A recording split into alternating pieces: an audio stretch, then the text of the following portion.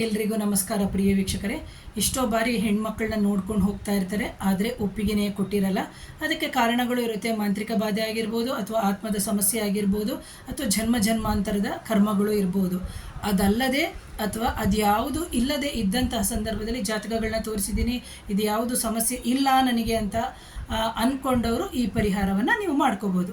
ಏನು ಅಂತಂದರೆ, ನಿಮ್ಮ ಊರಿನಲ್ಲೇ ಇರುವಂತಹ ಬಲಮುರಿ ಗಣೇಶ ಅಥವಾ ಅಂದರೆ ಎಲ್ರಿಗೂ ಗೊತ್ತಿರುವಂಥದ್ದು, ಗಣಪತಿಯ ಸೊಂಡು ಬಲಗಡೆಗೆ ಇದೆಯಾ ಎಡಗಡೆಗೆ ಇದೆಯಾ ಅಂತ ಅದನ್ನು ನೀವು ನೋಡ್ಕೋಬೇಕು.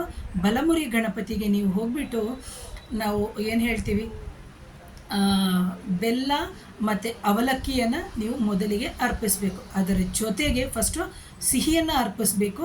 ಅರ್ಪಿಸಿದ ನಂತರ ನೀವೇನು ಮಾಡಬೇಕು, ಗರಿಕೆಯನ್ನು ನೀವು ಅರ್ಪಿಸಬೇಕು. ಅರ್ಪಿಸಿದ ನಂತರ ನೀವೇನು ಮಾಡಬೇಕು, ನಿಮ್ಮ ಜೊತೆಗೆ ಒಂದು ರೇಷ್ಮೆಯ ತಪ್ಪಿದರೆ ಕಾಟನ್ ಬಟ್ಟೆಗೆ ಸಂಬಂಧಪಟ್ಟಿರುವಂಥ 1 ಮೀಟ್ರ್ ಆಗಿರ್ಬೋದು, 80 ಮೀಟ್ರ್ ಆಗಿರ್ಬೋದು, ಅಂತಹ ಬಟ್ಟೆಯನ್ನು ನೀವು ಸಮರ್ಪಣೆ ಮಾಡಬೇಕು. ಫಸ್ಟು ಅದೆಲ್ಲವನ್ನು ಕೊಟ್ಬಿಡಬೇಕು.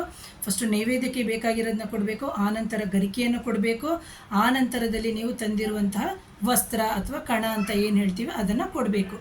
ಕೊಟ್ಟುಬಿಟ್ಟು ನೀವು ಆ ದೈವಕ್ಕೆ, ಗಣಪತಿಗೆ ನನ್ನ ಕಾರ್ಯಗಳು ಅಂದರೆ ವಿವಾಹದ ಕಾರ್ಯಗಳಿಗೆ ಯಾವುದೇ ರೀತಿಯ ಅಡೆತಡೆಗಳು ಆಗದೇ ಇರುವಂತಹ ರೀತಿ ಆಗಲಿ ಅಂತೇಳಿ ಸಂಕಲ್ಪ ಮಾಡ್ಕೋಬೇಕಾಗುತ್ತೆ.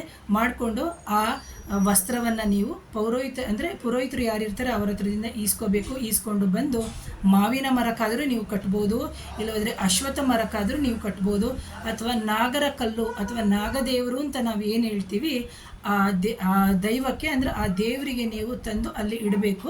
ಇಟ್ಟು ಅಲ್ಲಿ ಪ್ರದಕ್ಷಿಣೆಯನ್ನು ಮಾಡಿಕೊಂಡು ಬರೋದ್ರಿಂದ ನಿಮ್ಮ ವಿವಾಹಕ್ಕೆ ಸಂಬಂಧಪಟ್ಟಿರುವಂತಹ ಅಡೆತಡೆಗಳು ನಿವಾರಣೆ ಆಗುತ್ತೆ ಅಂತ.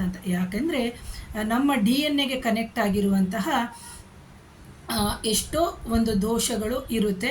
ಹಾಗಾಗಿ ಅದು ನಮಗೆ ಗೊತ್ತಾಗಲ್ಲ. ಇದು ಆಧ್ಯಾತ್ಮಿಕ ಪ್ರಪಂಚದಲ್ಲಿ ಅಥವಾ ಆಧ್ಯಾತ್ಮಿಕ ವಿಚಾರದಲ್ಲಿ ತುಂಬ ಡೆಪ್ತಾಗಿ ಹೋದಾಗ ವಿಚಾರಗಳು ಗೊತ್ತಾಗುತ್ತೆ.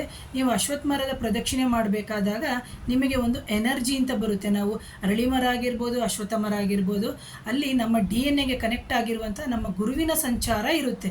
ಸೊ ಹಾಗಾಗಿ ನಾವು ಇದನ್ನು ಮಾಡ್ಕೊಳ್ಳೋದ್ರಿಂದ ಖಂಡಿತವಾಗ್ಲೂ ನಿಮ್ಮ ವಿವಾಹಕ್ಕೆ ಏನು ತೊಂದರೆ ಆಗ್ತಾ ಇರುತ್ತೆ ಆ ತೊಂದರೆಯು ನಿವಾರಣೆ ಆಗುತ್ತೆ. ಒಂದೇ ಸತಿ ಮಾಡೋಕ್ಕೆ ಹೋಗಬೇಡಿ, ಸತತವಾಗಿ ನಿಮ್ಮ ವಿವಾಹ ಆಗೋ ತನಕ ಮಾಡಿ. ಏನು ಅಂದರೆ ಎಲ್ಲರೂ ಏನು ಮಾಡ್ತಾರೆ ಅಂತಂದರೆ, 1 ಸತಿ ಮಾಡಿಬಿಡೋದು, 2 ಸತಿ ಮಾಡೋದು, 3ನೇ ಸತಿಗೆ ನಿಲ್ಲಿಸ್ಬಿಡ್ತಾರೆ. ದಯವಿಟ್ಟು ನನ್ನ ಪ್ರೀತಿಯ ವೀಕ್ಷಕರಲ್ಲಿ ಮನವಿ, ಯಾವುದೇ ಪರಿಹಾರಗಳನ್ನು ಮಾಡ್ಕೋಬೇಕಾದ್ರೆ ಪ್ರೀತಿಯಿಂದ, ಭಕ್ತಿಯಿಂದ, ಶ್ರದ್ಧೆಯಿಂದ, ಕಿರಿಕಿರಿ ಮಾಡ್ಕೊಳ್ಳೋದೆ ನಿಮ್ಮ ಮನಸ್ಸು ಪೂರ್ತಿಯಾಗಿ ನೀವು ಮಾಡ್ತಾ ಹೋಗ್ತು ಅಂದರೆ ನಮ್ಮ ಜೀವನದಲ್ಲಿ ಅನುಭವಿಸ್ತಿರುವಂಥ ಯಾವುದೇ ಸಮಸ್ಯೆಗಳನ್ನು ನಾವು ಪರಿಹಾರ ಮಾಡ್ಕೊಳ್ಬೋದು. ಯಾವುದೇನು ದೊಡ್ಡ ಸಮಸ್ಯೆ ಏನಲ್ಲ, ಆಯಾಯ ಕಾಲಕ್ಕೆ ಆಯಾಯ ವಯಸ್ಸಿನಲ್ಲಿ ಬರ್ತಾ ಹೋಗುತ್ತೆ. ಇದೆಲ್ಲವೂ ನಮ್ಮ ಕರ್ಮ ಆಗಿರುತ್ತೆ. ಯಾವಾಗ ನಾವು ಸಮಸ್ಯೆಗಳನ್ನ ದಾಟ್ಕೊಂಡು ಹೋಗ್ತಾ ಇರ್ತೀವಿ, ಆದಷ್ಟು ಆಗ ನಾವು ತುಂಬ ಸ್ಟ್ರಾಂಗ್ ಆಗ್ತೀವಿ ಅಥವಾ ಸಬಲರಾಗ್ತಾ ಹೋಗ್ತಾರೆ. ಯಾವಾಗ ನಮ್ಮ ಜೀವನದಲ್ಲಿ ನೋವುಗಳು ಬರುತ್ತೆ, ಆ ನೋವು ಬರ್ತಾ ಇದೆ ಅಂತ ಅಂದರೆ ನಮ್ಮಗಳು ಫಾಸ್ಟ್ ಕರ್ಮಾಸು ಕ್ಲೆನ್ಸ್ ಆಗ್ತಾ ಇದೆ ಅಂತಲೇ ಅರ್ಥ. ಸೊ ಇದು ಕರ್ಮದ ಬಗ್ಗೆ ಇನ್ನೊಂದಿನ ಯಾವತ್ತಾದರೂ ಮಾತಾಡ್ತೀನಿ. ಹಾಗಾಗಿ ದಯವಿಟ್ಟು ಪ್ರಿಯ ವೀಕ್ಷಕರು ಈ ಪರಿಹಾರವನ್ನು ಮಾಡ್ಕೋಬೋದು ಅಂತ ಹೇಳ್ತೀನಿ. ಹಾಗೆ ನನ್ನ ಚಾನಲನ್ನು ಸಬ್ಸ್ಕ್ರೈಬ್ ಮಾಡಿ, ಶೇರ್ ಮಾಡಿ, ಕಮೆಂಟ್ ಮಾಡಿ. Thank you.